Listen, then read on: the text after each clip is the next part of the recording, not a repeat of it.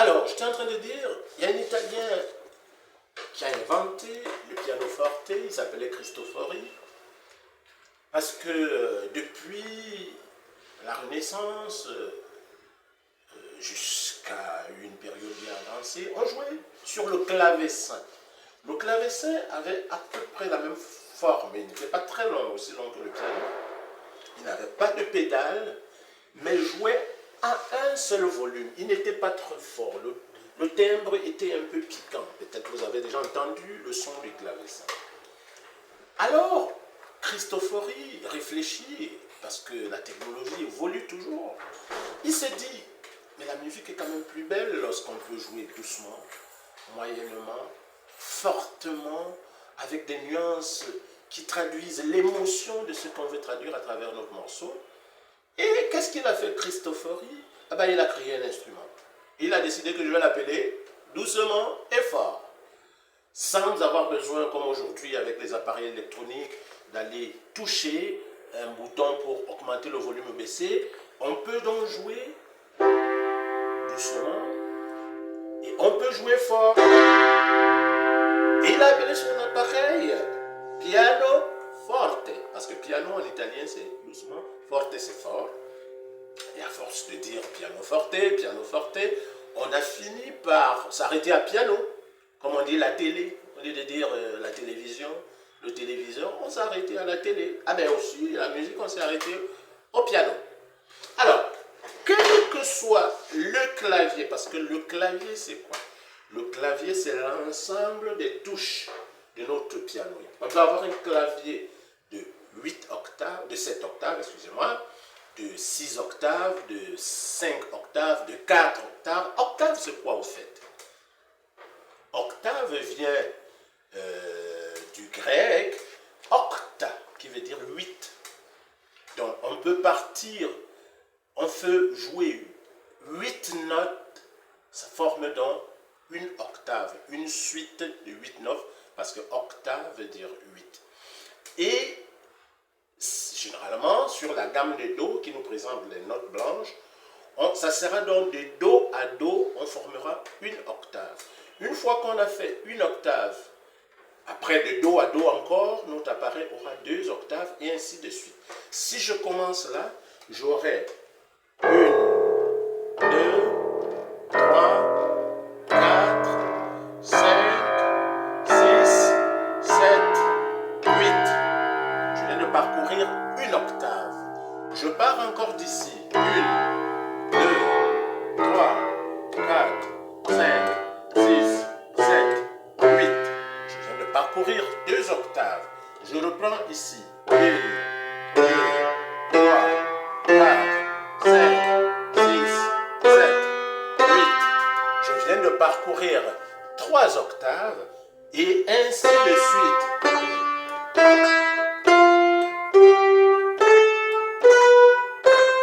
Et une autre octave. Un piano classique comme celui que j'ai vu chez vous à la maison a 7 octaves, c'est-à-dire 88 touches.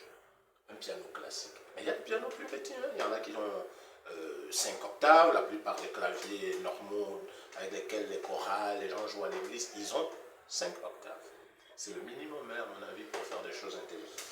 Alors, quelle que soit la grandeur d'un piano, il y a la note Do qui se trouve relativement au milieu du piano. Parce que Do est situé derrière les touches, les 2 touches. Vous verrez quand vous avez un clavier, vous avez 3 touches noires, 2 touches, 3, 2, 3, 2, 3, 2, 3, 2, 3, 2, ainsi de suite. La note blanche qui est située directement avant les 2 touches noires s'appelle Do, la note Do. Et je vous dirai plus tard d'où viennent les notes Do, Ré, Mi, Fa, Sol, La, Si. C'est issu d'un très beau poème en latin créé par des prêtres, par des moines. Et bien, on n'en est pas encore là. Vous avez donc la possibilité, dans un premier temps, premier coup d'œil, et je vous demande de le faire à la maison, de me retrouver tous les Do du piano, je cherche tout simplement là où il y a deux touches noires, et la note blanche qui est tout avant s'appelle Do. Eh bien, allons-y. Vous allez me retrouver, premier exercice à la maison, me retrouver toutes les notes Do. Je vois deux touches noires là. Ah tiens, derrière c'est un Do. J'en vois deux autres là. Alors, juste avant, c'est un Do. Deux touches noires, c'est un Do. Deux touches noires, c'est un Do. Do, Do, Do. Eh bien, je peux reconnaître Do facilement.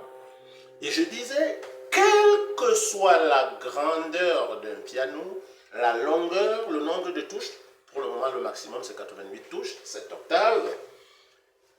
Il y a un Do qui est relativement au milieu du piano, vous le savez probablement déjà. Alors, je m'assois tout en face de ce Do. Je reste les plantes de pied au sol, si je suis déjà suffisamment grand, je crois que vous l'êtes. Je garde le dos plat, les épaules basses, et je mets ma main comme si je tenais une paume dans la main. Et quand je tiens la paume dans la main, je vais poser mon pouce sur le dos du milieu, ou le dos directement là-bas. Tiens, le dos qui se trouve au beau milieu du piano, on le verra par la suite, peut porter trois noms. Il s'appelle le Do du milieu. Quelqu'un d'autre, et j'en ai vu dans des livres avec des noms différents, on peut l'appeler aussi le Do médium. Médium renvoie toujours à un moyen au milieu. On l'appellera aussi Do serrure, comme si c'est le Do qui nous permet d'ouvrir, de commencer, le Do serrure. Et vous verrez qu'à partir du Do serrure, les notes qui sont vers le haut sont aiguës, et les notes qui sont vers le bas sont des notes graves. Le Do serrure va diviser notre piano en deux. On peut y aller? Eh bien, c'est bien. Alors, je prends ma main droite, je pose au niveau du Do serrure avec le pouce, les doigts arrondis comme si je tenais une paume. Et je joue, on va s'amuser à le dire. Do, Ré, Mi, Fa, Sol. Et je fais à l'inverse. Sol, Fa, Mi, Ré, Do. C'est compris? Je peux aller un peu plus vite? Ok, allons-y. Do, Ré, Mi, Fa, Sol, Sol, Fa, Mi, Ré, Do. On va aller plus vite. Do, Ré, Mi, Fa, Sol, Sol, Fa, Mi, Ré, Do. On peut aller plus vite. Bon, on n'est pas encore là. Maintenant, vous allez le faire plusieurs fois, alors peut-être 10 fois de chaque main. Do, Ré, Mi, Fa, Sol, Sol, Fa, Mi, Ré. Et la main gauche alors, eh bien ça doit avoir la même force, les deux mains hautes. Et je vais prendre la note qui vient directement, le Do qui vient directement en dessous. J'y pose cette fois mon petit doigt et je commence. Do, Ré, Mi, Fa, Sol, je ne presse pas, Sol, Fa, Mi, Ré, Do. Je prends la peine d'avoir la même vitesse, la même force entre les doigts. La réussite de notre aventure pianistique consistera à cela aussi. La bonne égalité entre les deux mains, la polyvalence entre les deux mains, et on va voir d'autres choses. Donc on repart, main gauche, Do, Ré, Mi, Fa, Sol, et je reviens, Sol, Fa, Mi, Ré, Do. Et un peu plus vite, Do, Ré, Mi, Fa, Sol, et un peu plus vite, Sol, Fa, Mi, Ré, Do, et Do, Ré, Mi, Fa, Sol, Sol, Fa, Mi. Ah tiens, vous savez déjà le faire de chaque main. On va essayer les deux mains en même temps. Pareil, lentement d'abord. Do,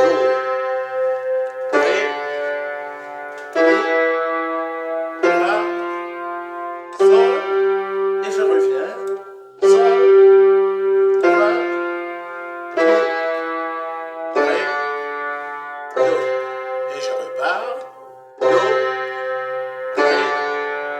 mi, fa, sol, et je peux aller plus lentement. Sol, fa, mais je garde exactement la même vitesse. Et du coup, je peux aller plus vite. Je reviens. Et ça, ce sera l'exercice que vous allez me faire jusqu'à la prochaine fois.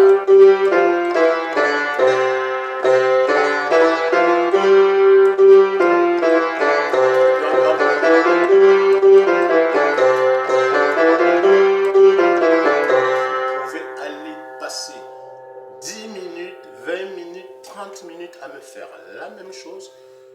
Et bien moi, j'ai eu un professeur de piano qui n'arrêtait pas de me dire que la musique est plus exigeante que les mathématiques. Et c'est vrai. Et ça va vous donner également un équilibre, une concentration mathématique. Si vous ne brûlez pas les étapes, il faut me faire cet exercice des dizaines de fois. Je recommence. Main droite au dos serrure, main gauche directement au dos de l'autre côté, doigt arrondi comme si je tenais la paume. Do, ré, mi, fa, sol, et je reviens. Sol, fa, mi, ré. Vous voyez bien que une personne peut être là, l'autre ici, et même l'autre là-bas. Et c'est mieux quand même de le faire seul quand vous pouvez. Et si je suis seul, je peux enlever mon doigt sur le dos serrure, je l'amène sur le dos qui est plus haut, et je garde l'écart qui devient un peu plus grand. Ça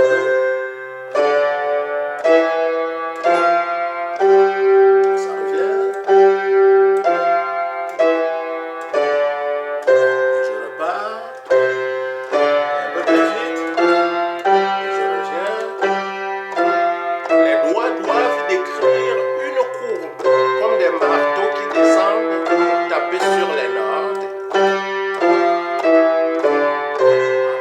Alors, premièrement, vous pouvez me faire ça une dizaine de fois, lentement, 2 fois, et chaque 2 fois, vous augmentez la vitesse. Je recommence. 1, 2, 3, 4, et je reviens.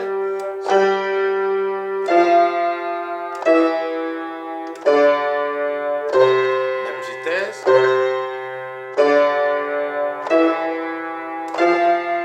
Et je reviens. Et plus vite.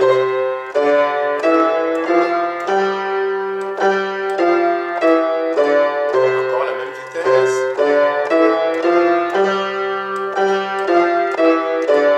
Et plus vite.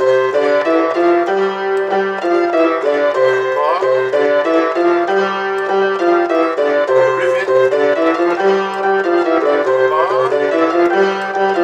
On s'arrête d'abord à cette vitesse-là. C'est pris. Eh bien, rendez-vous au prochain cours.